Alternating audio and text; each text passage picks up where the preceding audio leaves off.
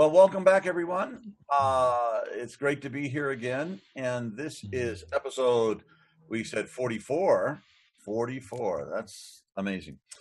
44 of the Journey of Integral Recovery. And as you guys who have listened before, you might know I'm John Dupuy. This is Dr. Bob Weathers. And the other guy who's not Dr. Bob Weathers, who's not talking, is Douglas Prater.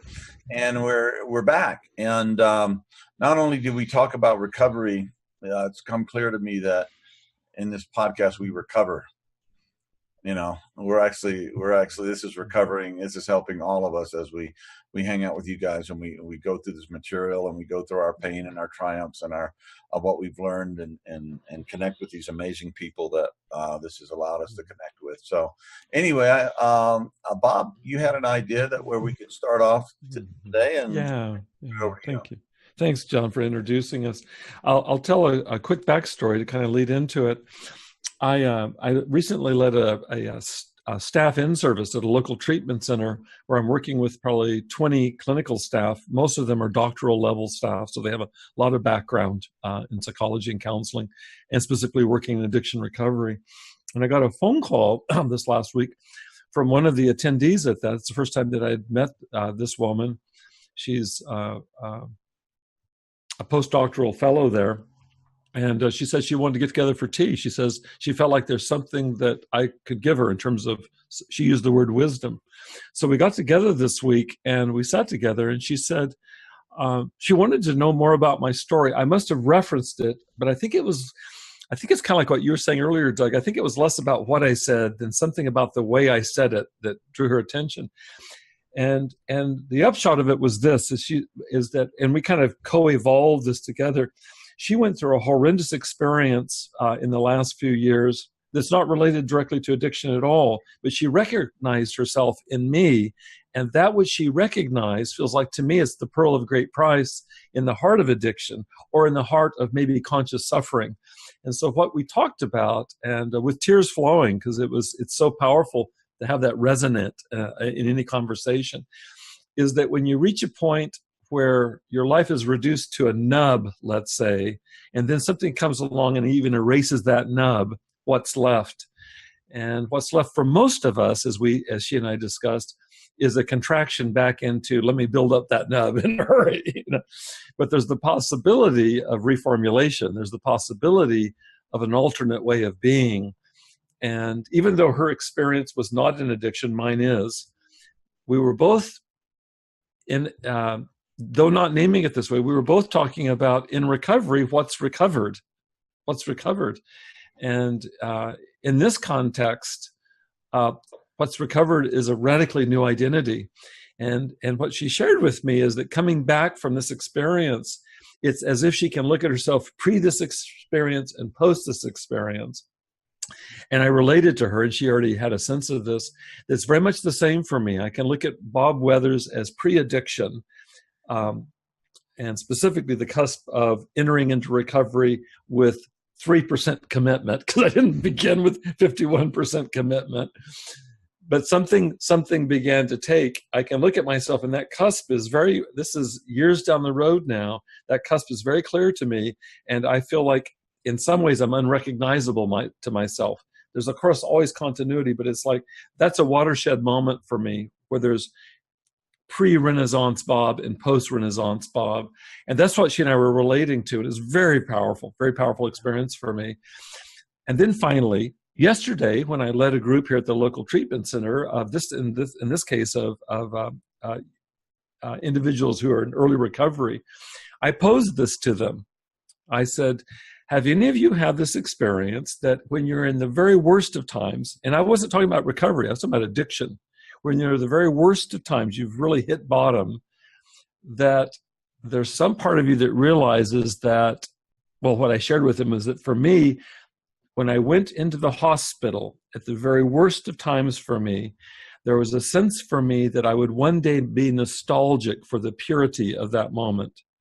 There was something about the radical clearing out that I intuited that was exactly the thought that came to my mind. There'll be a day, Bob, where you'll actually be nostalgic for what it would have only ever looked before as abhorrent.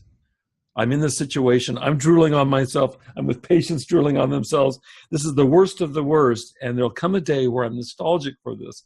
And the nostalgia, as I understand it, would be for this opportunity, the absolute kind of purging of all that came before.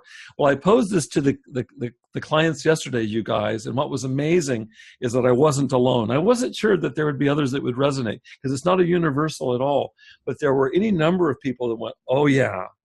Not to say that you grab the bull by the horns, or that they have, but they all recognize that. I mean, the majority of them recognize there comes a point where you're at that fork and you realize, I can really change my life now. And so it's that topic I wanted to bring today, kind of under the, I guess, under the umbrella or under the rubric of the gift of addiction, without being cute or Pollyanna-ish about it.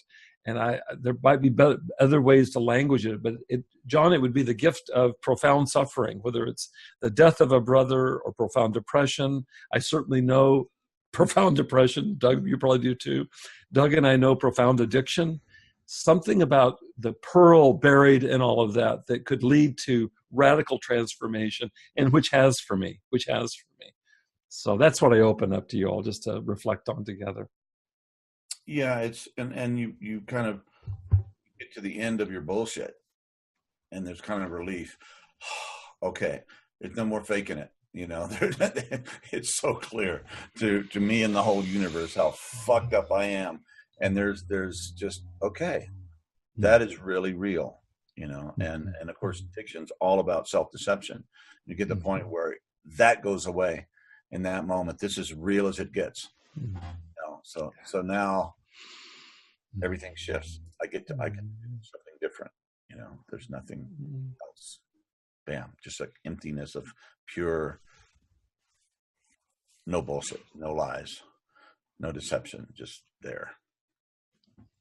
And what you get then, I think that both of you have hit the nail on the head with this. What you get in that circumstance is a blank slate, a clean page.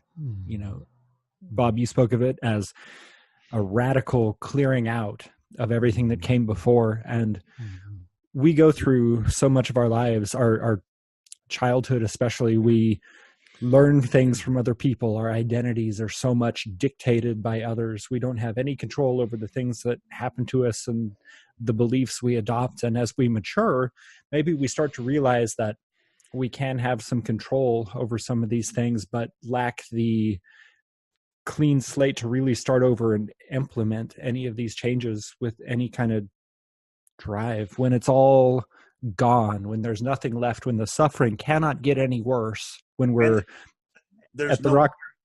I'm sorry, Doug, go ahead. When we're at that rock bottom of our addiction, we have the choice, for many of us, for the first time ever, to consciously redesign our lives, to decide who we're going to be. Now, you can't eliminate a lot of those fourth quadrant circumstances, for example, that are going to surround your life, financial problems, legal problems, those kind of things. But in the upper left-hand quadrant, in our psychology, in our conception of ourselves, we get to decide when we're at that moment for the first time. It's beautifully said, Doug. There's no false self to defend anymore. You know, a guy comes up, John, you're the most fucked up person in the world. Now tell me about it. You know, it's like, there's no, I don't have to defend that. It's like, yeah, thank you. You're really seeing how I see it. You know, it's like, no, yeah, I am.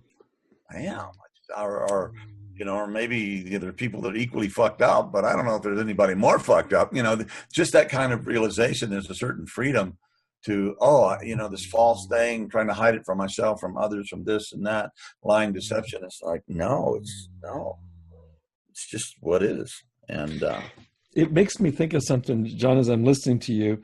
You know, back when I studied biblical theology back in seminary, there was this idea of the kingdom of heaven is already, but not yet. It is already, but not yet. That kind of double nature of enlightenment, whatever we want to use as a kind of grounding point, is that even when I was in the hospital and had this radical experience, I was in this manic state and I was journaling this stuff.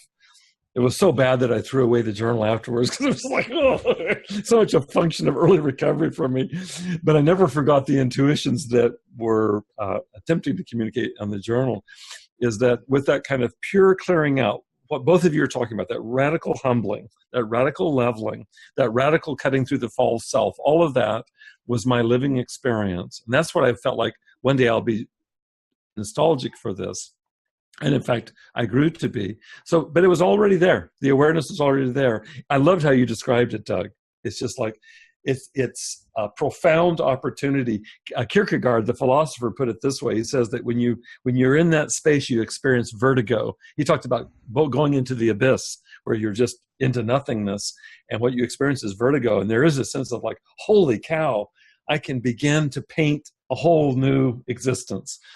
So there was that. It was given in that moment. But the other piece of it, and it only occurred to me as we were talking, is there was a not yet quality to it, and there still is a not yet quality to it. But what I want to say, that's a little over 5 years ago, this event that I'm telling you about, and that the awareness that followed it, is that, John, I've known you for almost all of this time, and Doug, we're growing on time here for sure, is that where I was, John, 4 years ago when I met you, as to where I am right now, I am out with my story, and there's no way I could have done that.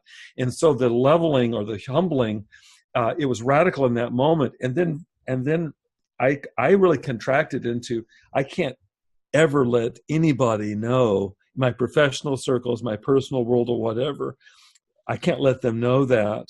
And so it's taken this long trek back, kind of this gradual process of where I'm about 90% out of the woods on this. I can still be shamed. I can still contract into that. But I'm 90% free of it, enough so now that I'm amazed by how often I don't contract into shame. When somebody would pull that, I go, that's your shit. This is my story. I'll tell you an example of it. Right now, what's up in the national and international news are all the fuck-ups by major men. Harvey Weinstein, Bill Cosby, the list goes on. The latest is Louis C.K., who I hardly know, but I feel, how can anybody who's fucked up as bad as I have not feel radical empathy, not only for them, but for those that they violated? I mean, it's just, that story feels like my story. And where was I going to go with that? Oh, when I read this stuff, because I read it and I take it in and try to find some prayerful way to hold it, is that's really provocative of shame for me. And the only thing that I can find my way through that is know my heart, know my intention, know my truth. And it's deeper than that. So I see them reacting by saying, I didn't do that, or hiring a bevy of attorneys who are going to quibble over what the word it means, or is, or whatever like that. And then occasionally you get one of them that just says, I did that. It is as you say. That's the beginning of it right there. It doesn't excuse the behavior, but at least you have the beginning, as Carlos said in our last interview, at least you start with an acknowledgement of the truth, and then you can move towards restoration. You can't restore shit if you don't start with that. Comedian that just got exposed for exposing himself to women after his concerts or whatever. Yeah. Wrote the best letter that I've heard in this whole thing. I did it. And bada, bada, bada, bada, and then he went, and I was, but I was using my power, and these women admired me. So blah, blah, blah. He just really said, I've just been talking and having all the success. Now it's time for me to shut up and listen for a long time. And it was just like, yeah, I hear you, brother. Yeah, as I talked to Colleen about this last night, my wife, is that you've got to start with that. You've got to be willing to clean up your act. You've got to be willing to clean up your act, and it starts by being honest with yourself, and then to grow up, whatever it was that wasn't grown up. And I think that's what I want to say in terms of the not yet. It's 5 years since, and it will be the rest of my life growing up. But it started off with that initial awareness, is that this is what I want. This is where I want to be. And now it's been the healing of the shame that would keep me from genuine contrition. Shame doesn't make me apologize. Shame moves me away from asking for forgiveness, moves me away from compassion. And so to be able to hold the pain of our lives, the wreckage of our past, and to hold that without shame allows me to move towards you and extend my hand humbly to you, asking for your forgiveness. I can't do that in shame. And that's been the last 5 years for me. I think it's really important, Bob, that it's not expecting what we have done in the past to go away or in any way excusing those kind of behaviors. But we get to this point that you're talking about where we start to see those actions as the past, and the restorative nature allows us to identify not so much with what we have done, but rather who we are and who we are becoming now, which is a place we can't get to if we continue to live with those other things that we have done, live in the shame of those moments. It's certainly something I've observed in my own life too. Have you? I accept these, and I'm certainly not perfect with it. You know, I have good times and bad times on the sine wave of self-acceptance there. But when I am at the high point, when I'm in that good place, it is because I am thinking of myself in terms of who I am and who I have become, and not the things I've done. And over time, those moments are more and more frequent when I am not ashamed of my past, because I am happy with who I have allowed myself to become. Yeah, and as we integrate our past, and the things that we've done, things that we're ashamed of, I don't know if they ever go away. Maybe not in this lifetime, or maybe we carry them over. And some Buddhist teachers they say that you carry over the wisdom from one lifetime to another. The good thing, which is a really like that. But yeah, I don't think it ever goes it's like 90%. And maybe that's as good as it's ever going to get. Maybe that 10% is going to keep you in the game with the rest of us who are imperfect, and those are kind of our touchstones of growth, and we go back there and something we can, I remember that, and it's still teaching me. It's a teacher now instead of something that's crushing us and taking us out of the game, and realize that God, we're so not alone in that, but it's no longer the controlling subject. It's just a memory, a lesson, a wisdom, an experience that we still have access to, and that can keep us, I don't know, just connected to everything. I like the way that you say that, John. You remind me recently a jazz guitarist for whom I had much reverence over most of his career. Allan Holdsworth passed away, and Allan Holdsworth brought to electric guitar kind of the sensibility of John Coltrane on saxophone. So he played guitar like a saxophonist. He played this legato style that had huge influence, for example, on Eddie Van Halen. There are a bunch of people that have followed and really attribute Allan Holdsworth as the one that kind of laid that down. And first concert I ever went to was in Germany, and it was Allan Holdsworth. So I had a very early imprinting with this man, and I followed him closely. He happened to attract really good drummers over his career, so I stayed very connected to him. But one of the things that Holdsworth, he was a British guitarist. One of the things he was, I think, infamous for was he was so humble to the point of being self-effacing. And I always felt kind of embarrassed about that, because he was so flippin' good, and he could hardly stand what he created. He was very self-critical. But one of the pieces that came out after his passing in interviews and so on was that the further he went in trying to refine what he heard in his mind and wanted to execute in his fingers, the further he went, it's like the more it opened up. It was like the further he went, the more he was aware that he didn't yet comprehend or couldn't yet accomplish. And I thought of that, John, when you were talking about this. Maybe the 10% is instructive. And I think I've really had the notion that would become ever smaller and smaller. But I wonder if the experience won't be more like Allan Holdsworth, where the further I go with that initial intuition those 5 years ago, the further I go interiorly and relationally, maybe it just becomes more and more kind of differentiated and intricate, and maybe it actually feels like Allan Holdsworth. It's like there's more and more that I want to do with it. It's just a different way of thinking of it, and I'm going to take that from what you said and not be impatient with that 10%. Maybe the 10% needs to be there, just the way that you said it as instructor. And, I play the blues. White guys can't play the blues. Oh yes, we can. Man, I know blues, I know hurt, and I can do that,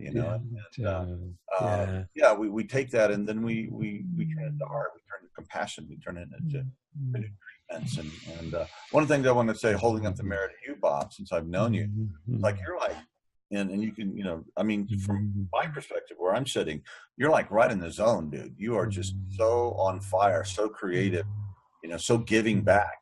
all the stuff that you've been through now.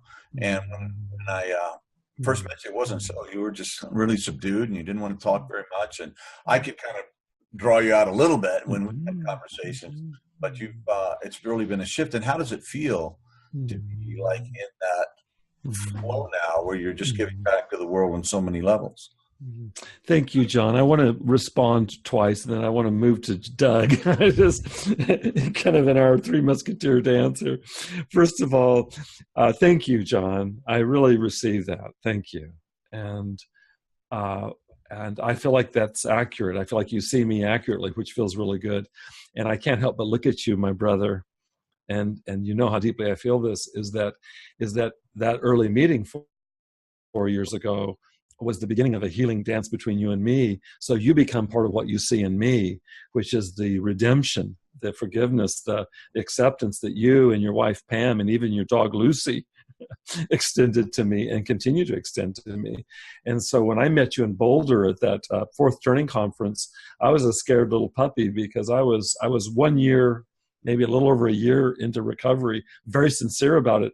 But all of this was a gaping wound for me. And I come to you guys vulnerably, wanting to affiliate with you in any way, because my heart was so inclined towards where you were coming from, but was well imagining that you might reject me because, like you said, Doug, my history is really sordid. It's really, and it's all over the internet. It's like, I'm a disaster. I'm hell on wheels, basically. And so that you didn't do that, and that you extended not only forgiveness, but continue a healing as you only ever have. You become one of the really huge pillars that holds me up into this current place of really being on fire. And I'm really grateful to you for that. Gosh, there was a second piece. Give me just a second. It has to do with this current dispensation. Oh, I know what it is. Doug, when you and I connected early this morning, I told Doug, well, maybe I mentioned to both of you. I don't know who I mentioned it to. I was up at 4 this morning, and I wake up early and I write for several hours. It's the only time I can write because I'm working full time and then some. And that's what wakes me up, John, is what you're saying. What wakes me up is this is a mission. This is a mission for me. And so the writing I'm doing right now, both the writing I'm doing on a book, but also the responding in our online community and so on, it's fueled by a desire to spread this. It really ties into our earlier podcast about giving to others. It's just, I want the addicts in recovery I'm working with. I want those that treat them. I want our community here at Integral Recovery. I want to give in any way I can, because this has absolutely transformed me from a little nub into this presence. And I have every sense that the zone will continue. In full respect to the vagaries of existence, and I'm really grateful. I feel that. I feel really buoyed by God through this, insofar as that there's nothing that's coming through me that I lay claim to in some kind of personal way. There's no way that that's even makes any sense at all to me. So I feel very much like this is. I like the way that Rumi says it. He says this is a rented house. I don't own the deed, that's what's going on. So anyway, thank you and blessings to you, John, and double blessings to you and Pam and you, Doug, as well, for supporting me, because it's only in community and restorative community, the way that Carlos was talking about it, that this UC would even exist. And so I never forget that, you guys. I never forget that. I sometimes think about this. Doug, you must relate to this too. How would I wish what I've been through and what others who've been close to me have been through? How would I wish that on anybody? How would I wish my fate on anybody? Loss of professional stature in every way, loss of income, loss of reputation, just absolutely just rubble. How would I wish that on anybody? Except that what you see, John, and name would not be possible otherwise. And I feel like that this is what I was ultimately born for. I'm sorry that it took me as fucking long as it did to learn this particular lesson, but I'm so grateful because I really do believe this is why I'm here. And it's a cruel irony of the universe that it takes such depths of suffering for us to reach that place and realize it and get to the point psychologically where we're able to start making those changes and realize why we were here in the first place. So many people never get that impetus that, there's no other choice but to change when you're at the bottom of an alcoholic funk or your addiction or your depression or whatever the case may be. And, people go through their life and maybe feel that kind of vague background noise of discontent, but never have the incentive or the opportunity to change it in the way that we do. And so in that way, it is our responsibility to acknowledge the opportunity that we have, that as well as the cost of it, and allow that pain to never, the memory of that pain to never quite go away, so that we can do what we can to, how about raising the bottom for others and enabling people to help make those kind of changes and transformations before they reach that depth of suffering. A thought that's often come to me, maybe it's addicts and alcoholics that are going to lead the way for just what you were talking about, Doug. You come to this point where you got to make these radical shifts. Not everybody makes it. A lot of people die from this stuff, but enough people do, and with more support, more people will, and you become the leaders, of this evolution thing, because you've had to take responsibility and account, and you had to start working your asses off to get back what you'd lost and to get what you never had, which got you hurting in the first place. And there's this verse in the Bible where Jesus said the stone that was rejected becomes the cornerstone of the new building. Maybe that's what's going on with addicts. I want to respond to you, John. Yeah, I want to respond to you, John. That's beautiful. I love your drawing that in. Thank you. Really appreciate the perspective. I just saw a client this week who came to see me, and my new website includes my story on it. It features my story on it, and it's very risky to put that out there, because here I am operating as a recovery coach and a speaker and this and that, and right in the center of that is online. It's unvoted. If you look at my name online, up come a lot of very ugly things, and so I felt like I must respond to this, so I have. And in the spirit of what you said, John, right now, I continue to be amazed. I was completely blown out. This man, when he came to see me, he said, I read your entire website. I read everything on your website. And he said, including your story. And he says, that's why I came to see you. I came to see you because of that. And I got to tell you that the old self, and I've still got 10% of that old self inside of me, you guys. The old self would have said, that's why somebody wouldn't come to see me. And in fact, and there will be people that won't come to see me because of that. I'm clear about that. But that's not what I'm here. That's not who I'm here to reach out to. And so what's happening, and it's, John, you talked about the zone. It continues to just amaze me, is that people are drawn to me for what I would have only ever imagined as being the most loathsome, unattractive, despicable aspects. That story and my relationship to it is what's drawing people to come to me to speak with me. It's just amazing to me. Never ceases to amaze me. There is such a freedom, a real profound spiritual freedom from living in integrity with who you are, with all of who you are. It takes so much work to keep all that shit buried in the background that it just eats you. And even if there are people who, for example, don't come to see us or don't accept us when we are, being honest with ourselves, we still have the opportunity to feel that freedom from living in tune with the truth. And for me, and it sounds like for you, Bob, that's absolutely worth the cost and worth the risk. No question at this point. With all due respect to all that have suffered around me, if I could somehow excise them, because I still bear guilt for causing suffering for those that I care the most about. But if I could excise that, and I can't, but if I could excise that and you could just locate my own suffering, there's no question, absolutely worth it. No question.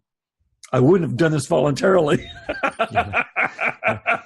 But yeah. you know what else? And this is really important too, is that there is a choice. When you hit that place, you make a choice about how you're going to live, and you can continue to, go in a different direction and not allow that transformation to happen, or you can lean into it and accept it and choose to evolve and choose to design a life that allows you to be who you are and helpful to others, and choose the path of evolution instead. But you have to make it. And It's That's a the hard miracle one. to me. Yeah. That's the miracle to me. We talked about this yesterday in our group.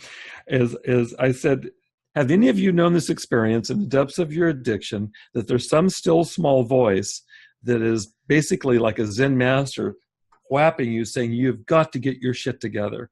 And couple of people answered, and I realized they were answering from the perspective of being in recovery. I said, no, that's not what I'm talking about. I'm talking in the depths of your addiction, in the depths of our depressions, in the depths of our grief. Is there still something inside? And I says, that is absolutely a miracle to me.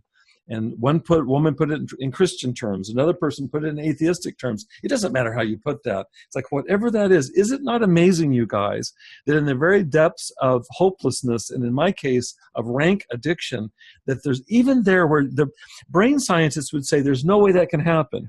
There's no way that can happen. Because, you're at this point, you're basically being led by your reptilian brain. Then I want to say that there's a God image inside the reptilian brain. Yeah, we'll find somewhere where God isn't, Yeah, including in the reptilian brain. That's right. And that is a miracle to me. That feels like utter grace to me. I never forget that. Whatever it is that motivates us in the midst of our addiction or our other kinds of suffering, depression, to turn the ship around, that feels like grace to me. I must cooperate with it. But the idea, so it's not cheap grace, but the idea that that's even there is pure grace to me. Yeah. And biology is such a powerful force. I read a theory just the other day saying that consciousness in this great search for consciousness was really just sort of the waste byproduct of the physiological processes of the brain. And there are a lot of people, a lot of scientists out there who believe that it's really nothing more than, not even a beneficial emergent property, but just kind of a waste byproduct. And to me, having experienced that still small voice inside, I don't see that, because I don't see the still small voice being nothing more than a waste product when it contradicts things that my biology is telling me. For example, go have a drink, have another drug, do whatever. Listening to that voice says to me that there's something else there. But it's so easy to disconnect from it, to drown it out with all the noise of the other shit. And part of the bottom, part of the clearing out, the emptiness, is that when there's nothing else left, you can start to hear that voice more and more clearly, I think. Yeah, and I would say that practice too, as we cultivate that presence and that guidance. And to me, it's like meditation gets me ready for prayer. That stills me down to the place where finally the mind, will be optional. Thoughts are optional. I can go back to thinking if I want, but why should I? And then at that place, you can just open your heart without even saying anything, because what is not known to God, right? And that's where we can get healed, get renewed, get our wounds be transmuted into wisdom and compassion, love, and we start to understand. Oh, there's a this wasn't just all random hell, there was a purpose behind it. And then I always check in. It's like part of me going, okay, I know all that, all that, of course you know that, but I'm still really fucked up, God. Still can think you can use me today. Just yeah, I can use you today. Oh, thank you. Okay, that means a lot. Thank you. Okay, I know you don't say thank you anymore. But anyway, just going down to that place, and it's where it happens. So we can go back out and find that everywhere and everything, Yesterday, when I led the meditation at the beginning of this group, it's an every Friday group, we do this mindfulness of breath, and then we do mindfulness of the senses, and I take us through a number of senses, and we finished with this one. Doug, you reminded me of it. We're sitting in a room, and we're in a office situation, so there's ambient noise and voices. We're sitting in a room of 20 people, and we're pretty damn quiet together. There's a little fidgeting, but it's pretty quiet. And I just say, just notice what you hear right now. And even though you'll hear sounds, see if you can notice the gaps between the sounds, like the rest between two notes, And that's the last piece we do. And then we come out, and I just ask people, what was your overall experience? And one guy sitting over to my left said, in the solitude and the quiet, I could actually hear my blood rushing. which I've experienced that before. I think it's amazing. He did it in a not completely silent environment. But just what you said, Doug, to be able to notice the subtleties, and John, for you to meditate so that you can pray, to quiet down and then notice that. Notice that. I will oftentimes write for hours, and I put on different music. But after our conversation, Doug, you'll appreciate this. I've been writing to music for 18 musicians. Nice, yeah, love it. It's a long minimalist piece, John. It's orchestrated with 18 musicians, very pulse driven. But what I'll do, Doug, is I'll reduce it down to where it's almost subaudible. It's just scarcely audible. And so it's almost like there's just this little hum in the background. But when I'm in the morning writing there, it's still dark outside and it's really quiet. That hum is what sustains me. And you can walk in that room and not hear the music. You can walk in, not even notice it. I love that threshold right there, but I think maybe it's instructive. And maybe, John, in the spirit of what you said, it's like trying to create a meditative enough field so that what wants to emerge can. Absolutely. Yeah, you start relaxing all those different barriers of, fear or self-hatred or unconscious, it starts relaxing. Everything will come up, and the painful, the dark stuff, but that's all part of it, and you can't have the light without the darkness. If every time you try to do it, it turns into more darkness. That's the paradox. You got to accept it all. And you also have to accept the joy. And that's really scary for some people too. I don't deserve this. This is weird. This is not familiar, blah, blah, blah. Just as much as it is people run from pain, people can actually authentic joy, Earlier today, John, when you gave me such deep affirmation, it's not that long ago. I can go back to my first year in graduate school, which is not all that long ago, where I was given affirmation in a public way in my class. And I remember feeling like I wanted to crawl into a hole. It's not that long ago where there's no way I could have received commendation. I remember coming to my supervision group later that week and talking about it, having no insider awareness other than just confessing, why was I so embarrassed when I was called to commendation in front of the whole class?